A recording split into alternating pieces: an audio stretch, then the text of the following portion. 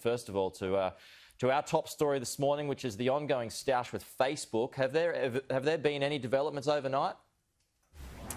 Look, there were no movements overnight, but I've been in touch with Mark Zuckerberg, and we've agreed to talk later this morning. So we'll see if we can find a pathway forward. But the Australian government's commitment remains very firm, very strong to legislating and implementing this mandatory media bargaining code.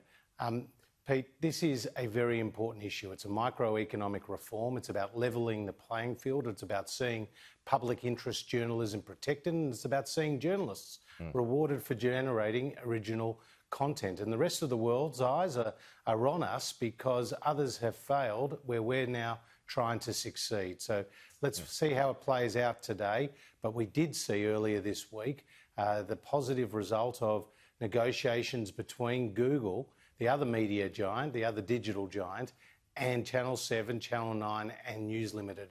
And that will see many, many millions of dollars flow through from that company to these news media businesses. So just to clarify there, so have you had a call with Mark Zuckerberg overnight to say that you're going to have another call with him later on this morning, or was that yesterday's call?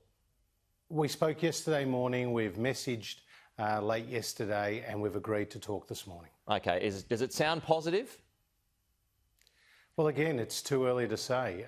They have some issues with the code as it is, and they had been progressing deals with the media businesses ahead of their decision yesterday to withdraw Australian news media content as well as close down those other government sites. That was very regrettable, very unfortunate, very disappointing.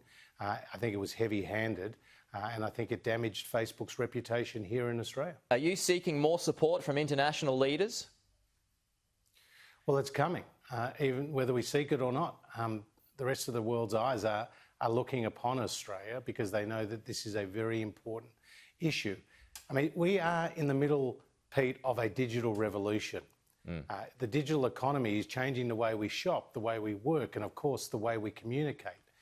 And we were very conscious of that change, and that's why the now Prime Minister, then Treasurer, back in 2017, commissioned the ACCC to undertake a very comprehensive review of this space. And what they found was that there was an unequal bargaining position between the media businesses and the digital giants. And this is a $9 billion annual online advertising market. Now, $81 of every $100 spent in that online advertising market goes to Google and Facebook. And so they recommended to us, the ACCC, that we put in place a mandatory code. We've taken that advice. We've been in deep and extensive consultations with the parties, the stakeholders, for around 2+ years. And now we're at the point where we've passed the legislation through the House of Representatives and look to pass it through the Senate next week.